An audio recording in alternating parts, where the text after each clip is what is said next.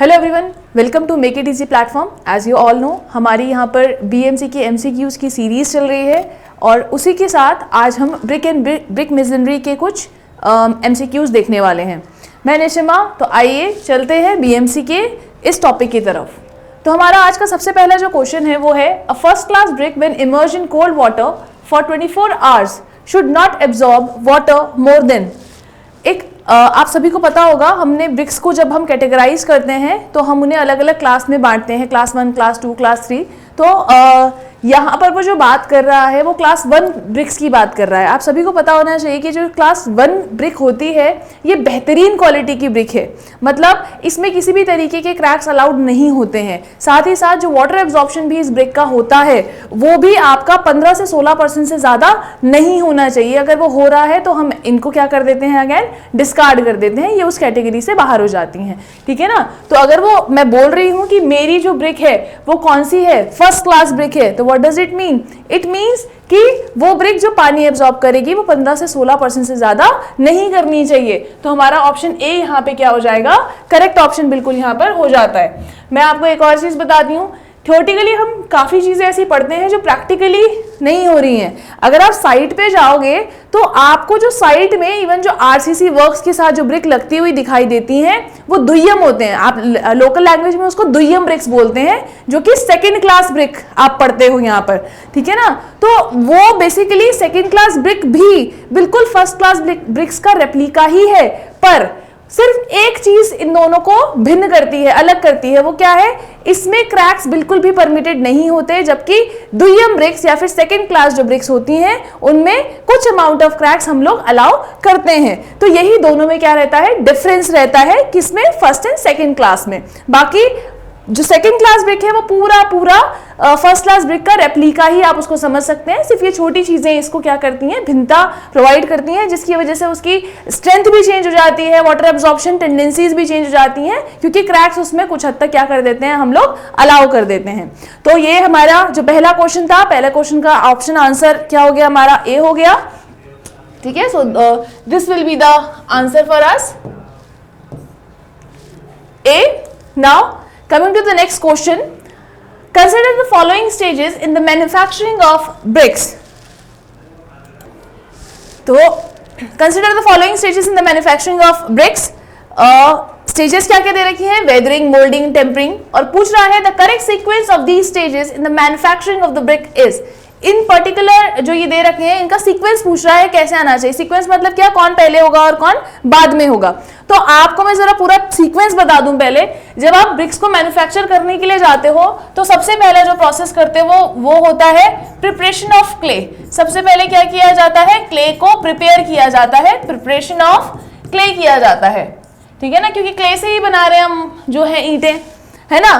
फिर दूसरा, हमने अपनी क्ले को प्रिपेयर कर लिया, उसको प्रिपेयर करने के बाद हम उसकी क्या करते हैं, मोल्डिंग करते हैं। क्या करते हैं भैया, मोल्डिंग करते हैं, मतलब उसको अलग अलग खांचों में अलग अलग साइज का बनाते हैं, तो दैट इज मोल्डिंग। फिर तीसरा होता है, आप सभी को पता है कि ब्रिक्स के अंदर भी क्या रह जाता है। अब मैंने प्रिपेयर किया क्ले को, तो डेफिनेटली उसमें बहुत सारे और भी प्रोसेस है, वो मैं आपको अभी बताऊंगी भी।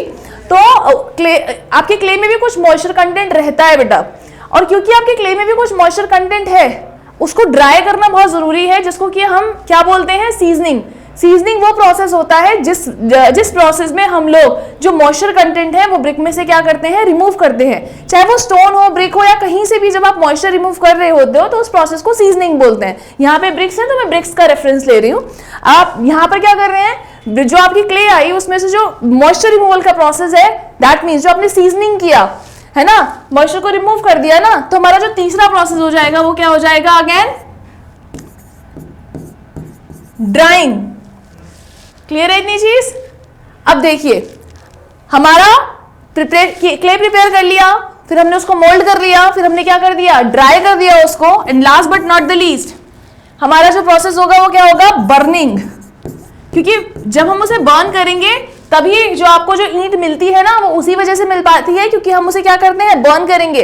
तब नहीं करेंगे तो क्या हो जाएगा, फिर तो आपको कुछ नहीं मिलेगा। ठीक है ना, फिर तो एक वो सॉफ्ट जिसे कहते हैं क्ले ही है, जो कि पता नहीं कब हार्डन होगी और कब आपको एज अ ब्रिक की फॉर्म में मिलेगी। तो हम उसे जलाते हैं ताकि वो हार्डन हो जाए और आपको एज अ ब्रिक की फॉर्म में मिल पाए, जो आप देखते हैं।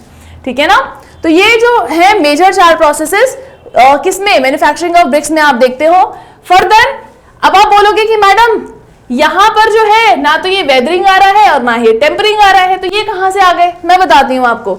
जो आपने ये क्ले प्रिपेयर की है ना, इस प्रोसेस के लिए फर्दर कुछ प्रोसेस है जो आप देखोगे। क्ले को प्रिपेयर करने के लिए सबसे पहले किया जाता है अनसॉइलिंग। अनसॉइलिंग, अनसॉइलिंग मतलब क्या होता है, अब आपने चिप्स का पैकेट खाया, चिप्स खा के रैपर फेंक दिया मिट्टी के अंदर, है ना, वो तो रैपर वही है, अब उसको तो ऐसा है नहीं कोई उठाएगा, अनटिल अनलेस मतलब कोई उठाए तो वहीं पड़ा रहेगा, कहने का मतलब ये है। ऐसे ही और भी बहुत तरीके की क्या है चीजें हैं, कूड़ा कबाड़, ये सारा आपको टॉप लेयर ऑफ जिसे कहते हैं मिट्टी में मिल जाएगा, ऊपर पड़ा हुआ। तो हम क्या करते हैं, ऊपर की एक पर्टिकुलर जो लेयर होती है मिट्टी की, उसको हम क्या कर देते हैं, रिमूव कर देते हैं, जिसको क्या बोलते हो आप, अनसॉइलिंग बोलते हो। अनसॉइलिंग के बाद हमने क्या किया, डिगिंग। डिगिंग मतलब अब मैंने खोद के वो मिट्टी निकाली जिससे मैं क्या बनाने वाली हूँ, ईंटें बनाने वाली हूँ। तो अब मैंने वो खोद के क्या निकाल ली, वो मिट्टी निकाल ली। अब डिगिंग निकाल ली, डिग मतलब मिट्टी निकाल ली, मिट्टी निकालने के बाद भी मुझे उसे क्या करना पड़ेगा, क्लीन करना पड़ेगा। तो कौन सा प्रोसेस हुआ, क्लीनिंग। तो ये जो प्रोसेस है मैं थोड़ा बड़ा लिख देती हूँ, क्योंकि कुछ हमारे स्टूडेंट्स फोन पे भी देख रहे होते हैं, उनको क्लियरली दिखाई नहीं होता, तो थोड़ा बड़ा बड़ा लिख देती हूँ ताकि उनको समझ में आ जाए। क्या किया, अनसॉइलिंग, दूसरा प्रोसेस था डिगिंग, तीसरा प्रोसेस था क्लीनिंग। ये 3 प्रोसेस हमने अभी तक देखे। क्लीनिंग मतलब साफ सफाई की हमने, जो है जो हमने निकाली मिट्टी जिससे हम ईंट बनाने वाले हैं, पहले उसको साफ करोगे ना, अदरवाइज उसमें अगर कोई भी इंप्योरिटीज रह गई, जैसे कि मान लो कोई कंकड़ पत्थर ही रह गया, तो ये एक छोटा सा कंकड़ पत्थर उसकी लोड बेयरिंग कैपेसिटीज को जाके अफेक्ट कर सकता है भैया। तो इसलिए क्लीनिंग इज मस्ट। तो क्लीन कर लिया, अनसॉइल कर लिया, डिग कर लिया, क्लीनिंग कर ली। क्लीनिंग करने के बाद हम क्या करते हैं, वेदरिंग करते हैं। मतलब हमने खुले आसमान के नीचे उसको कुछ समय तक छोड़ दिया, ये कुछ समय 3 से 4 हफ्ते, दैट मीन्स 1 महीना अप्रोक्सीमेटली हम लोग क्या करते हैं, जाके रख देते हैं खुले आसमान के नीचे, उसको छोड़ देते हैं। तो इस प्रोसेस को वेदरिंग बोला जाता है। वेदरिंग के बाद की जाती है ब्लेंडिंग। क्या की जाती है, ब्लेंडिंग। अब ये ब्लेंडिंग का मतलब यहां पे क्या है, जो भी आपका अब ब्रिक्स के अंदर भी आपको पता है कुछ कंस्टिट्यूएंट्स होंगे। ब्रिक आपको ब्रिक एज अ ब्रिक क्यों मिल रही है, क्योंकि वो कंस्टिट्यूएंट्स उसके अंदर प्रेजेंट हैं। तो वो जो कंस्टिट्यूएंट्स हैं वो कौन से होते हैं, आप इस शॉर्टकट से याद रख सकते हैं, सलीम भाई साहब, ठीक है ना, सलीम भाई साहब को याद रखिए। ये बेसिकली डिक्रीजिंग ऑर्डर में मैंने आपको सारे इंग्रेडिएंट्स बता दे। S for silica, A for alumina, alumina, L for lime, I for iron oxide Fe2O3 and M for magnesia MgO। ठीक है ना, नाम नहीं लिख रही हूँ, सीधा फॉर्मूला लिख दिया है। आई होप आपको समझ में आ रहा हो।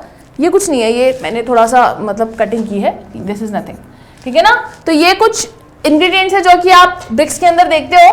तो इनमें से अगर कोई भी शॉर्ट हो रहा होता है ना, तो हम या शॉर्ट हो रहा है या बहुत वो हो रहा है, ज्यादा हो रहा है, या बेसिकली यूजुअली तो हम शॉर्ट होता है तो ही देखते हैं इसको, तो हम लोग उसको क्या कर देते हैं, इस वाले पर्टिकुलर ब्लेंडिंग के प्रोसेस में हम उसको यूटिलाइज कर लेते हैं। ठीक है ना, जो शॉर्ट हो रहा है उसको मिक्स कर दिया एंड अकॉर्डिंगली हम उसको ब्लेंड कर देते हैं क्ले के साथ। तो उस प्रोसेस को ब्लेंडिंग बोलते हैं। And last but not the least, tampering.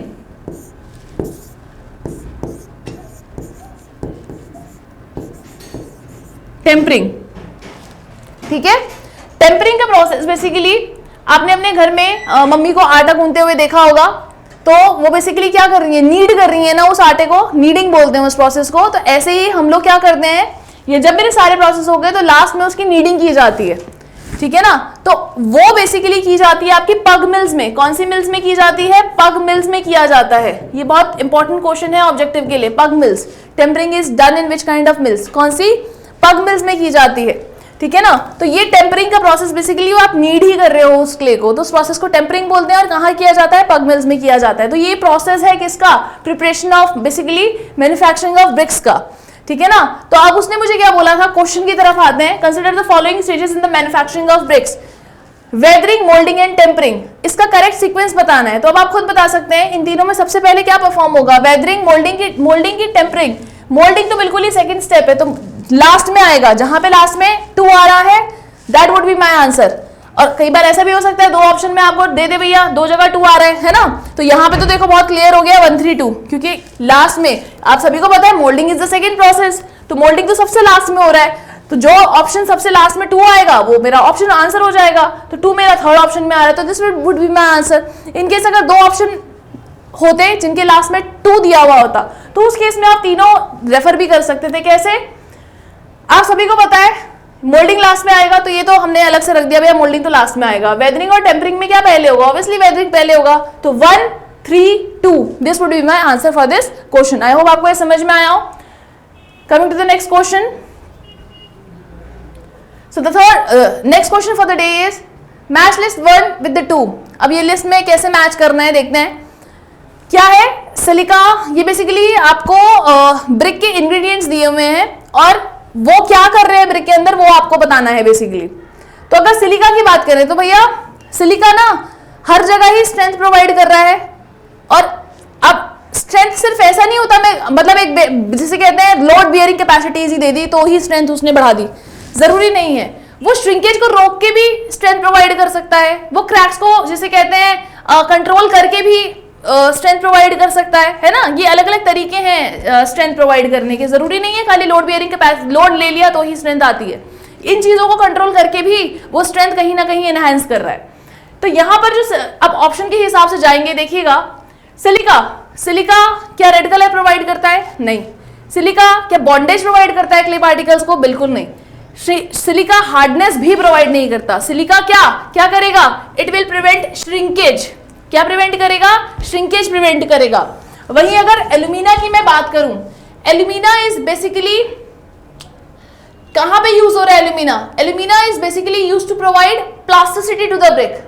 ठीक है ना, जो ब्रिक की प्लास्टिसिटी आ रही है ना वो एल्यूमिना की वजह से आपकी देखी जा रही है।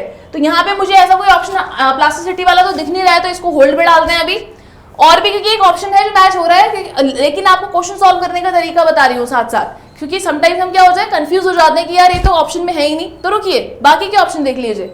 Next is lime. अब लाइम क्या होता है? देखिए जो आपका लाइम है ना यहाँ पर वो अब देखो जब सीमेंट पढ़ाया था तो सीमेंट में मैंने बताया था वहां पे बाइंडिंग कौन प्रोवाइड कर रहा था? लाइम प्रोवाइड कर रहा था। लाइम का काम है बॉन्डेज प्रोवाइड करना। तो यहाँ पे ऐसा कोई ऑप्शन है जो बॉन्डेज जैसा दिख रहा हो? बिल्कुल दिख रहा है, provide bondage to the clay particles, बिल्कुल। तो lime is used to provide bondage to the clay particle. तो सी का हो गया 2, 1 का हो गया मेरा 4, तो 1 का 4 सी का 2। दो ऑप्शन मुझे ऐसे दिख रहे हैं जहां पर 1 का 4 है और क्या है? सी का 2 है। तो अभी मेरे पास अगेन एक ऑप्शन और है, देखते हैं ऑक्साइड्स ऑफ आयरन। जहां पर भी आयरन ऑक्साइड या मैग्नीशिया आ गया, एक चीज आपको हमेशा याद रखनी है।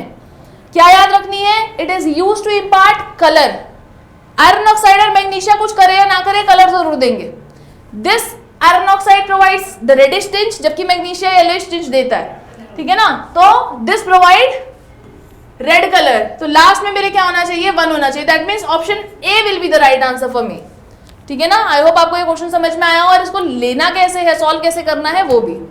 ठीक है, थोड़े क्वेश्चंस क्या होते हैं कभी कभी ट्रिकी हो जाते हैं, इजी था ये तो। नेक्स्ट क्वेश्चन इज, अब अगेन अलग अलग आपको वर्क्स दे रखे हैं और उनका करस्पॉन्डिंग जो मोटार का कंटेंट होना चाहिए तो वो आपको उससे मैच करना है ना। अगर मैं नॉर्मल ब्रिक वर्क की बात करूं तो नॉर्मल ब्रिक वर्क में बेटा 1:6 का रेशो जाता है। 1:6 क्या है? ये सीमेंट टू सैंड का रेशो है। 1:6 नॉर्मल ब्रिक वर्क में जाता है, मिनिमम इतना होना ही चाहिए। प्लास्टरिंग वर्क की जब मैं बात करती हूँ 1:4। अब आप बोलोगे मैम जब ऑन साइड कंस्ट्रक्शन होता है वो तो 1:5 भी लगा देते हैं, बिल्कुल लगा देते हैं भैया, लेकिन 1:5 और 1:4 में फर्क क्या है? अगर मैं बोल रही हूँ 1:5 1:5, इसका मतलब क्या है? 1 किलो सीमेंट में 5 किलो सैंड डली है। अगर मैं 1:4 बोल रही हूँ इसका मतलब है 1 किलो सीमेंट में आपकी 4 किलो सैंड डली है। समझ में आ रही है बात? तो जो मसाला बन के आएगा वो किसका स्ट्रांग होगा, पहले का कि दूसरे का? तो ऑब्वियसली दूसरे का स्ट्रांग होगा, इसमें सीमेंट क्या है कंपैरेटिवली ज्यादा है। तो कोडल प्रोविजंस कहते हैं कि भैया जो आप प्लास्टरिंग वर्क कर रहे हो वो इससे कम नहीं होना चाहिए। लेकिन जैसे मैंने अभी थोड़ी देर पहले बोला साइड पे बहुत सारी चीजें ऐसी हो रही हैं जो कि आप थ्योरेटिकली नहीं पढ़ते हैं। ठीक है ना, तो यहां पर हम जो प्लास्टरिंग वर्क देखते हैं 1:3 1:4 देखते हैं, तो मिनिमम इतना होना ही चाहिए। बेसिकली होता है ना इंटीरियर और एक्सटीरियर वॉल्स के लिए, तो ये मिनिमम कितना होना चाहिए, ये 1:4 का रेशियो आपको देखना ही देखना है। तो प्लास्टरिंग वर्क कितना हो जाएगा, 1:4 का मसाला जाएगा उसमें, मतलब 1 पार्ट सीमेंट में 4 पार्ट सैंड के होने चाहिए, उससे ज्यादा नहीं। Next is grouting the cavernous rock. चलिए अब यहां पर ये जो ग्राउटिंग वर्ड यूज हो गया है ना, आई होप आपको ये पता होगा, जो ये ग्राउटिंग और गनीटिंग होते हैं ना, ये किस काम आते हैं। अगर आपके वॉल्स में जब क्रैक्स व्रैक्स आ जाते हैं ना, तो प्रेशर से हम लोग क्या करते हैं, हम प्रेशर से सीमेंट या जो भी आप मसाला यूज कर रहे हो वो प्रेशर से डालते हैं, ताकि उस क्रैक को अंदर से क्या किया जा सके, फिल किया जा सके, क्योंकि बाहर से तो नहीं हो पाता। तो अंदर से फिल करने के लिए हमें टेक्निक्स यूज करनी पड़ती हैं, जिसको कि आप गनीटिंग एंड ग्राउटिंग के नाम से जानते हैं। अब वही large and small size of cracks पर डिपेंड करता है कि आप दोनों में से कौन सी टेक्निक यूज करेंगे। तो यहाँ पर सी ऑप्शन का जो आंसर होगा वो हो जाएगा 4, विच इज 1:1:1.5, जबकि गनीटिंग के लिए क्या हो जाएगा 1:3। ठीक है, आई होप आपको ये समझ में आया हो। जहां पे भी आपका ये ऑप्शन आ रहा होगा वो आपका सही आंसर। ए का चाहिए हमें 3 और बी का चाहिए 1। अगेन 2 ऑप्शन है हमारे पास है जिन पे ऐसा मिल रहा है हमें। सी का चाहिए हमें 4, तो option C will be the right answer for us. ठीक है, तो नेक्स्ट क्वेश्चन है आज का, the position of brick cut to form angles other than right angles in plan is known as. अब हम सभी को पता है कि भैया ये अगर मेरी ब्रिक है, क्या है ये मेरी, ये ब्रिक है, ठीक है। अगर मैं अपनी इस ब्रिक को ये लेंथ वाइज काट देती हूं तो ये मेरा क्या हो जाता है, क्वीन क्लोजर, क्वीन क्लोजर। और अगर इसको मैं कैसे काटूंगी, ऐसे काट दिया, हाफ विड्थ गई और हाफ लेंथ गई, तो ये क्या हो गया मेरा, किंग क्लोजर हो गया। अब मुझे राइट एंगल्स तो काटना ही नहीं है, उसने मना कर दिया, तो ना तो मेरा क्वीन होगा ना मेरा किंग होगा, क्लोजर तो कॉमन टर्म हो गई। तो ये कौन सा क्लोजर होगा, ये स्क्विंट क्लोजर होगा, याद रखिएगा इसको। ठीक है, next, a relatively high water absorption of a common burned clay brick indicates. जितना ज्यादा पानी उतनी ज्यादा श्रिंकेज भैया, तो अगर वो ज्यादा एब्जॉर्ब कर रही है तो ज्यादा श्रिंकेज भी उसी में होगा, तो high shrinkage of brick will be there, this would be the right answer. इसको ऐसे थोड़ा दिमाग लगाना। Next, for brick work in foundations where water table is high, preferred cement mortar is. हमेशा याद रखना जहां पानी होगा ना वहां रिच मोर्टार जाएगा। अगर वहां पे ऐसा बेवकूफ सा कोई mortar, I mean lean mortar डाल दिया, ये जिसमें सीमेंट कम है ऐसा मोर्टार डाल दिया, तो वो चलेगा नहीं वहां पे। तो हमें रिच मोर्टार चाहिए। रिच मोर्टार मतलब जिसमें सीमेंट का कंटेंट ज्यादा होगा। तो इन तीनों में से सबसे ज्यादा सीमेंट का कंटेंट किस में है, इसमें, तो this would be the right answer for मी। जब मैं बोल रही हूँ सीमेंट का कंटेंट ज्यादा है, इसका मतलब ये नहीं आप तो बोलोगे मैडम वो तो 1 ही किलो है, वो तो बढ़ ही नहीं रहा। आप सैंड का कंटेंट देखो ना करस्पॉन्डिंग, यहाँ पे 1 किलो सीमेंट में 8 किलो सैंड मिला रहे हैं, यहाँ पे 1 में 6 किलो, यहाँ 1 में 5 किलो, यहाँ 1 में 3 किलो, तो अच्छा मोटार कहाँ से निकल कर आएगा, ऑब्वियसली पहले से। तो हमारा फर्स्ट वन क्या हो जाएगा, रिच मोटार हो जाएगा। Next question of the day is, अब अगेन ये भी मैचिंग वाला है। Let's see absorption. एब्जॉर्प्शन हम सभी को पता है, एब्जॉर्प्शन क्या होता है, a brick is to be broken for the test, no, this is not the answer. 2 bricks are taken and they can be stuck with each other, no. A scratch, no. Difference, yes, difference in weight between the brick immersed in water for 16 hours and its dry weight. जो water absorb करने वाला wait है और जो dry wait है, उन दोनों का जो डिफरेंस होगा वही आपका क्या हो जाएगा, एब्जॉर्प्शन होगा। तो ए का मेरा क्या हो जाएगा यहाँ पे, डी। ठीक है, अब आई गेस लिस्टिंग यहाँ पे मिसिंग है, बट कोई नहीं, आप आंसर यहाँ पे देख सकते हैं। तो ऑप्शन ए का एब्जॉर्प्शन का आंसर क्या है, D. Next is hardness. Hardness क्या होता है भैया, मैंने ऐसा कोई सरफेस को स्क्रैच किया, अगर वो निकलकर मेरे नाखूनों में आ गया तो वो हार्ड नहीं है ना, तो या वो सॉफ्ट है, और नहीं आ रहा है तो वो हार्ड है। तो यहाँ पे देखिए ऑप्शन 3 स्क्रैच से कुछ बोल रहा है, scratch is easily made on brick surface with the help of finger nail. ठीक है ना। Then comes the soundness. Brick की साउंडनेस कैसे करते हैं, 2 ब्रिक्स लेते हैं, आपस में मार के देखते हैं, ठीक है ना, ऐसा कुछ हो रहा है, बिल्कुल हो रहा है। यहाँ पे देखिए 2 bricks are taken and they can be stuck with each other without breaking। बोलते हैं ना मेटालिक साउंड आनी चाहिए जब उन्हें बजाते हैं हम आपस में। तो साउंडनेस का क्या हो गया, 2, ए का 4, बी का 3, साउंडनेस का 2, तो एक लास्ट बचा 1, तो स्ट्रक्चर का क्या हो जाएगा 1। So this 4, 3, 2, 1 would be my answer. Clear. Next question is, in brick masonry motor strength should match the brick strength. अरे बिल्कुल, पहला ऑप्शन नहीं बिल्कुल सही।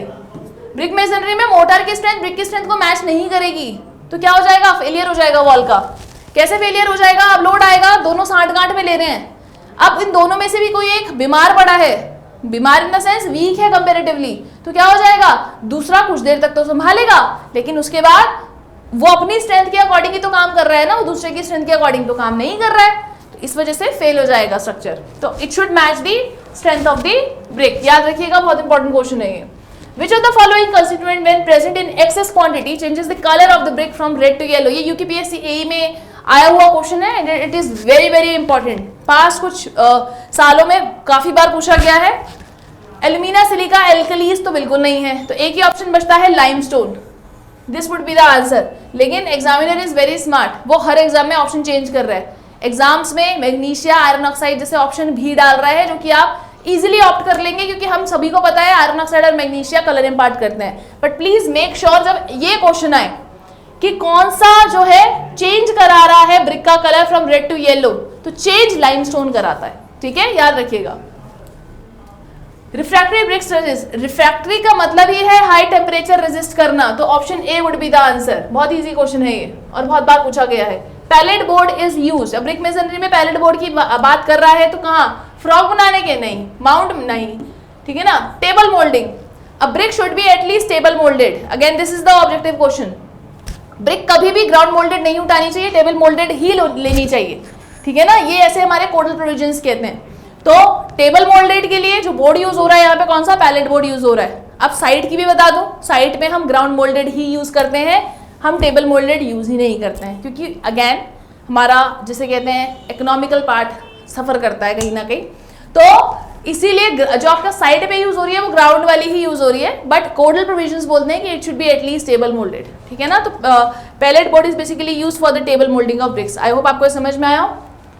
Coming to the next question, why are bricks soaked in water before using in brick masonry. अब आप ये थोड़ा दिमाग वाला क्वेश्चन है, लगाइए, क्यों हम ब्रिक्स को पहले पानी, आपने देखा होगा मजदूरों को पानी डालते हुए पाइप से ब्रिक्स के ऊपर, उनको कंस्ट्रक्शन में लेने से पहले, ऐसा क्यों होता है मैं बताती हूँ आपको। ऐसा इसलिए होता है क्योंकि अगर आप ऐसा नहीं करोगे और ब्रिक को बिना वाटर एब्जॉर्ब कराए लगा दोगे, तो जो पानी आप मोटार में डालोगे, मोटार की जो स्ट्रेंथ आनी होगी ना उस पानी के साथ रिएक्शन करने से, वो आएगी ही नहीं, क्योंकि उसका पानी तो ब्रिक चूस लेगी पूरा, है ना। ब्रिक क्या ले लेगी, मोटार का सारा पानी ले लेगी, और मोटार में जो स्ट्रेंथ चाहिए वो में आएगी ही नहीं, क्योंकि मॉइस्चर है ही नहीं ना, अब तो मॉइस्चर चला गया उसकी सरफेस से, ब्रिक्स ने ले लिया। तो ऐसा ना हो इसलिए ब्रिक्स को पहले क्या कर दिया जाता है, पानी में भिगो दिया जाता है। तो for preventing depletion of moisture from mortar, bricks are soaked in water before using in construction. Next question is, of industrial building, multi storey building, heavy duty bricks use for bridges, foundation etcetera have a compressive strength of. अब देखिए, बिल्कुल जब आप first class brick की बात करते हैं तो फर्स्ट क्लास ब्रिक आपने पढ़ा होगा, its strength should not be less than 10.5 newton per mm square, that means 10.5 mega pascal और 10 mega pascal, both are the right answers, अलग अलग वो रहते हैं, ठीक है ना। तो अब देखिए ये ना अप्रोक्सीमेटली आप 20 मेगा पास्कल तक मानो, आपकी जो नॉर्मल ब्रिक होती है 20 मेगा पास्कल बता रही हूँ, ऑब्जेक्टिव में क्वेश्चन आ रखा है, तो ये अप्रोक्सीमेटली इतना आपको नॉर्मल ब्रिक तक दे देता है, पर उससे ऊपर नहीं, है ना। अब जब मैं हैवी ड्यूटी की बात कर रही हूँ, हैवी ड्यूटी की जो है लेस देन 25 तो पॉसिबल ही नहीं है, 25 से 30 भी नहीं होता, 30 से 40 भी नहीं होता, it should be more than 40। अगर मैं किसी ब्रिक को हैवी ड्यूटी बोल रही हूँ तो उस ब्रिक का जो कॉम्प्रेसिव स्ट्रेंथ है वो कितना होना चाहिए, it should be more than 40, otherwise it's not a heavy duty brick, याद रखिएगा इस चीज को, ठीक है ना। Next question is, the dolomite bricks are, अब ये वर्ड ना बहुत ही गांठ बांध लो इसे, जब लाइम पढ़ोगे ना, लाइम में अगेन कैटेगरीज ऑफ लाइम है हमारे पास अलग अलग, फैट लाइम पढ़ा होगा, hydraulic lime, poor lime, again IS classification अलग आती है जिसमें 7 कैटेगरीज आप लाइम की देखते हो, उसमें भी ये तीसरे चौथे पे मिल जाएंगे आपको, फैट, हाइड्रोलिक और पुअर लाइम अलग अलग नाम से। तो यहाँ पर बेसिकली जब आप ये पुअर लाइम की बात करते हो ना, तो डोलोमाइट का कैल्सिनेशन किया जाता है उस लाइम को बनाने के लिए, है ना। और अब डोलोमाइट अगर आप देखोगे तो ये बेसिकली कहाँ है, ये बेसिक रिफ्रैक्ट्रिक जो ब्रिक्स आएंगी वो बेसिक होंगी नेचर में, कैसी होंगी, अगर डोलोमाइट यूज हो रहा है तो बेसिक होंगी वो नेचर में, याद रखिएगा इस चीज को, ये बहुत इंपॉर्टेंट क्वेश्चन है, ठीक है ना। Next is the compressive strength of perforated bricks should not be less than, again this is important, 7 mega newton per metre square, याद रखिएगा इसको। The bricks which are extensively use for basic refractory furnaces are, जहां word basic आ गया, ठीक है ना, अभी तो एक क्वेश्चन आपने पीछे देख ही लिया। यहाँ पे ये magnesite is again also a basic brick. ये बहुत इंपॉर्टेंट क्वेश्चंस हैं दोनों के दोनों, याद रखिएगा। Next is the modulus of rupture of good brick should be about, जो मॉडुलस ऑफ रप्चर होता है एक अच्छी ब्रिक का, वो कम से कम कितना होना चाहिए, यहाँ पे 2.5 वुड बी द आंसर, ठीक है, बहुत इंपॉर्टेंट है ये भी। The average outturn of first class brick in kiln burning, outturn का मतलब है कितना निकल कर आता है फर्स्ट क्लास ब्रिक किसमें, किल्न बर्निंग के दौरान। तो जो first class brick kiln burning से निकल कर आता है इट इज 80 to 90%। लेकिन वहीं अगर आप क्लैंप बर्निंग की, मतलब लोकल जो ईंट के भट्टे होते हैं, क्लैंप बर्निंग जिसको कि बोलते हैं, उसमें जो आता है 60% ही टोटल ब्रिक का सिर्फ फर्स्ट क्लास होता है, जबकि किल्न बर्निंग में 80 से 90% आपको फर्स्ट क्लास मिल रहा है। So this is the last question for today. I hope आपको ये सेशन अच्छा लगा हो और क्वेश्चन सारे समझ में आए हो और आपने नोट डाउन भी कर लिए हो। Thanks for coming to the online platform of make it easy. Thank you.